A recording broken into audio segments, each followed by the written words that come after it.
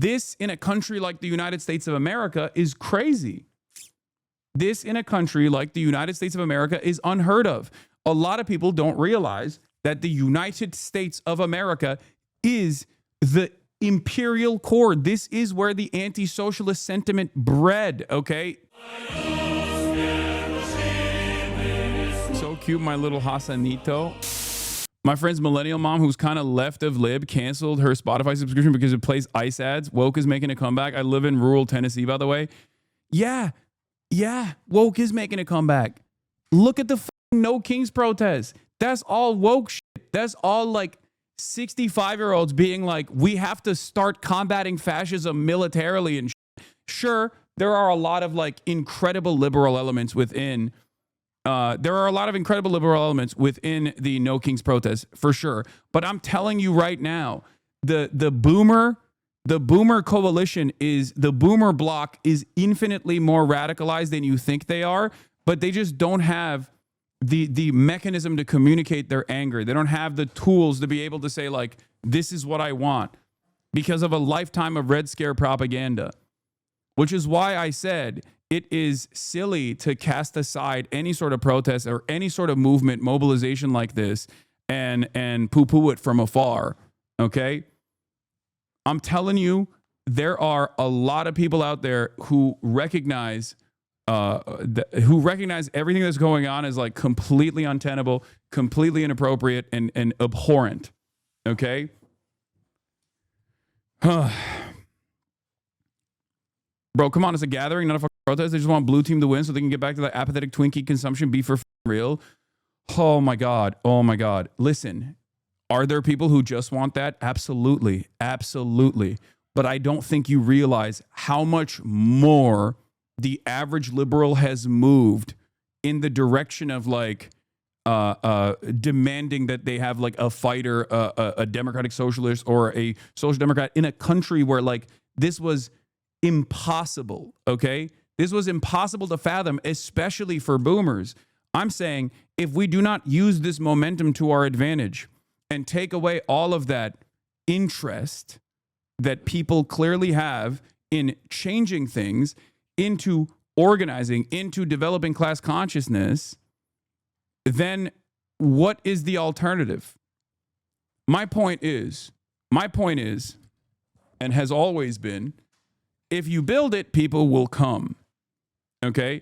And in the absence of building anything, all you are doing is chirping into the fucking wind. You're not doing anything. You're just saying like, ugh, these guys just fucking suck. You just want to come across like you're right. You are reframing a cynical and nihilistic perspective as real activism, okay?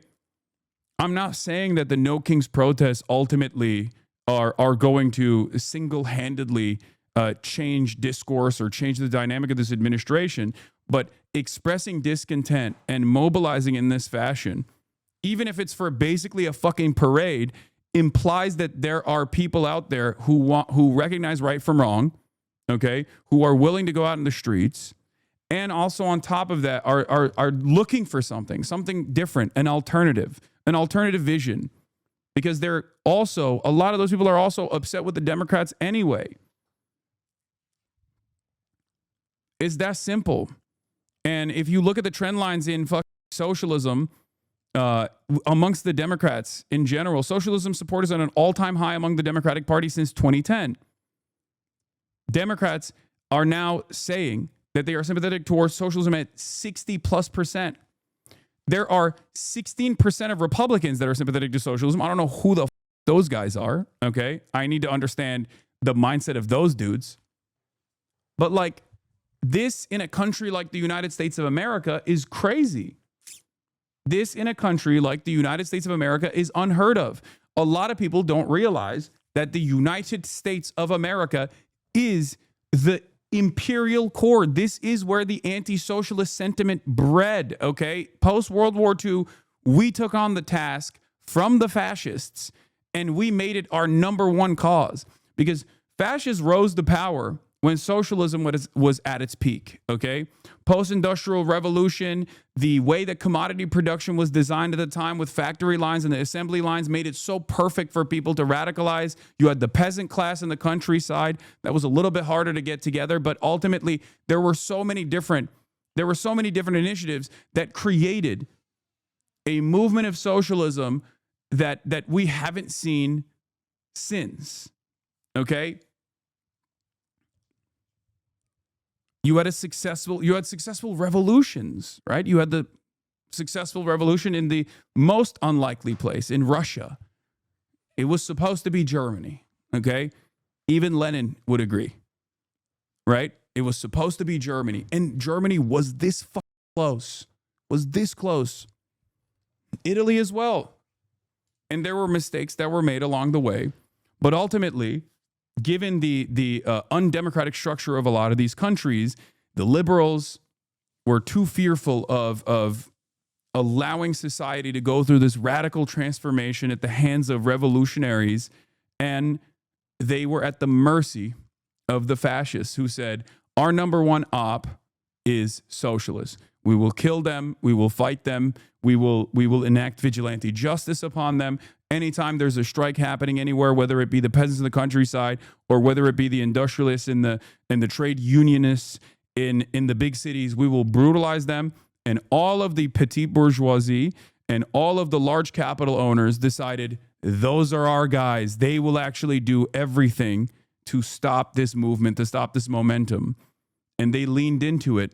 And that's how fascism blew the up until it had to be put down militarily.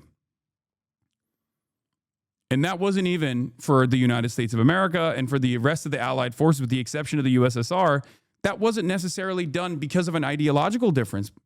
It's not like they hated fascism. It's that they hated the expansion that the fascist governments were engaging in. Okay? Now, having said that, we don't have any of that right now. Because in the aftermath of World War II, America very quickly decided our real ops are actually socialists and communists. Our real ops are the USSR. Our real ops is the specter that is haunting Europe. And they did everything in their power to make sure that fascists came back into positions of power in Western European liberal democracies. They did everything in their power to combat any sort of movement or any sort of initiative and stamp out any sort of socialist predisposition, socialist tendency. Okay?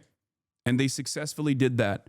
And America, which never had as robust a socialist movement as any of these European countries anyway, was at the heart of that anti-socialist movement. So for Americans now to, without any class consciousness whatsoever, being the most heavily propagandized proletariat out there, to finally come to terms on their own due to the severity of the income and wealth disparity crisis that is imminent, crisis that they're facing, that is a gift.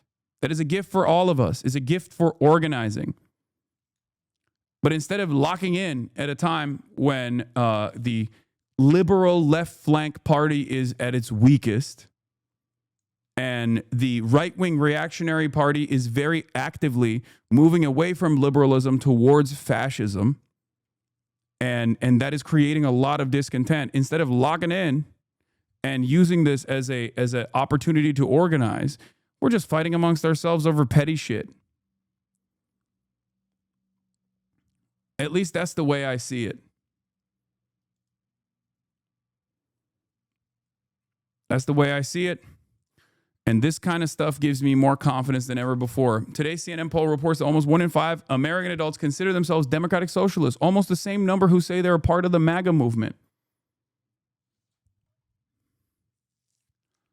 Okay.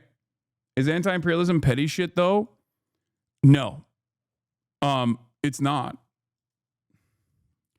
The expression of anti-imperialism that many people engage in, however, with no reasonable alternative, is oftentimes disagreements born out of marginal disagreements that explode, and it's a byproduct of just being online, I think. Also, it's ironic because at least like at the time it wasn't, I don't think it was, I mean, I guess it was still considered anti-imperialism, but like at the time, the no war but class war position during World War I was a formative part of socialist organizing. So there is that as well. And that was a major issue and a major point of contention among socialists, historical socialists as well.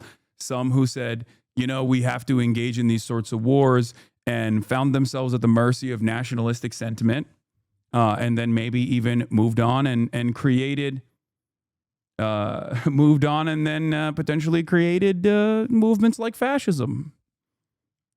I got too much Mussolini, son of the century, on the mind when I talk about this stuff.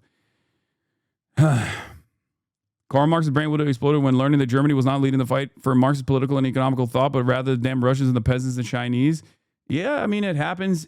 Sometimes it happens in unfathomable and unforeseeable ways.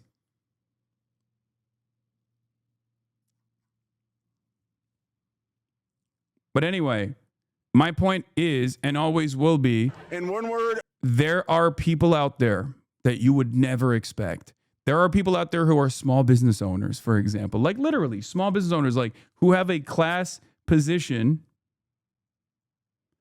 that puts them at odds with any sort of like socialist movement, and yet they see fascism and they recognize it as bad because we live in a post-World War II universe where fascism was on paper defeated. Okay.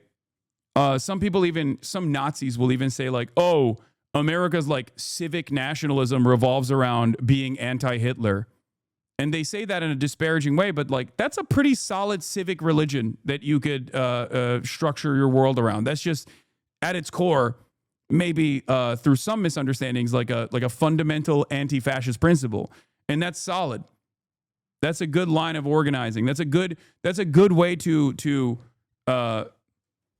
push people to your side on this issue, because socialists are uncompromisingly anti-fascist. Marxists are always uncompromisingly anti-fascist. And considering that this is the world that we live in now is not one where fascism is born anew, and people are going, wow, these guys might be a different alternative, a revolutionary alternative that I might actually be on board with. We now know what fascism looks like when left to its own devices. We know what it looks like when it's a form of governance, and we don't like it. Okay? We know what the impact of this is. We know that it means like mass destabilization, a constant expansionist principle, an identity that revolves around this like mythological, ethno-religious, or national superiority that does not actually exist.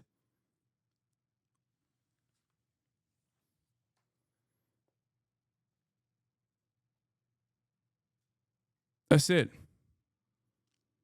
Anyway, let's see what this guy's saying. I would describe the Democratic Party as spineless. Weak. Cowardice. Disappointing. Shameful. Crying. Useless. Awesome. Weak. Incompetent. Let down. Spineless. The Democratic Party, in one word, lost. I don't think these guys are fucking card carrying commies, man. Some of them might be, but I don't think all of them are. Okay? And while the No Kings protest might have had a variety of different libs in general, this is the broader sentiment. This is the broadest sentiment expressed at these rallies. We must capture this. We must capture this energy and redirect it into a more successful mechanism of organizing. Okay? Because as I said, at the rally, to all of the journalists that kept asking me, like, do you think this is good? Do you think this is good? I said over and over again, it's not enough. It's good, but it's not enough. The next step from this point on is to demonstrate power. Okay?